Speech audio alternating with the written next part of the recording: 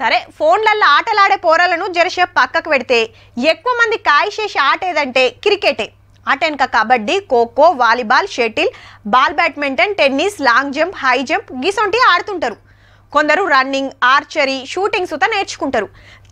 తక్కువ మంది football, hockey దిక్కు చూస్తారు. ఇంతకు మించి ఏరే ఆటలు లేవ్వా అంటే ఉన్నాయి, కానీ అవి ఉన్నాయన్న ముచ్చట సుత ఎరుకుండది. ఇక ఇప్పుడు గీలాట చూడుర్రి.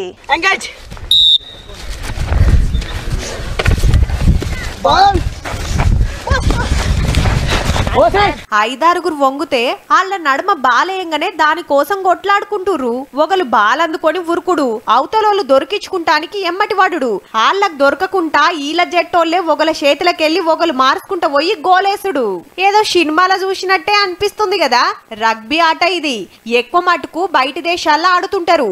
అట్లనే ఒలింపిక్స్ ల సుత వారెవ్వా షెల్లెమ్మల సుత జోరుగా ఆడుతున్నారు. పో ఎక్కడనో బయట దేశాల్లో కాదుల్లో, పక్క మన తెలంగాణ పిల్లలే ఆడేది. అది సుత సంగారెడ్డి జిల్లా చాప్టా ఊర్లా. కానీ మంచిగా చూడుర్రి, ఆడేది గ్రౌండ్ కాదు, పొలాలను సాఫ్ చేసి రాళ్ళు రప్పలనే ఆడుతున్నారు. ఇంత కొడితే ఇల్లు ఆడబట్టి నెలే అవుతుంది గాని ఇద్దరు నేషనల్ లెవెల్ కు పోయిర్రంటే చూడుర్రిగా మనోళ్ళ ఆట ఎట్లుంటదో.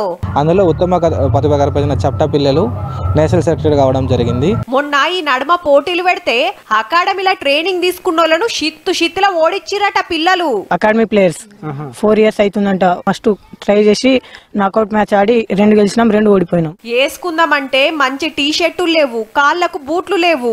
గ్రౌండ్ చూడుర్రి ఎంత సక్కదనం ఉన్నదో. పొలాలను సాఫ్ చేస్తే ఆడుతుర్రు. ఇది గ్రౌండ్ కూడా కాదు, అంటే పంచాయతీకి చెప్తే చెప్పించింది. ఇది కూడా మంచిగా లేదు. ఆడలేం సార్, ఇడంతా ముళ్ళులు అవన్నీ ఉన్నాయి. ఇలా ఆడేటప్పుడు కాళ్ళకు గుచ్చుకొని పోతున్నాయి. ఇంత తిప్పలు పడుకుంటా సుత ఆటల టాలెంట్ చూపిస్తురంటే తారీఫ్ చేయాల్సిందే. ఇక ఈ సారే ఇళ్లకు రగ్బీ నేర్పిస్తున్నది.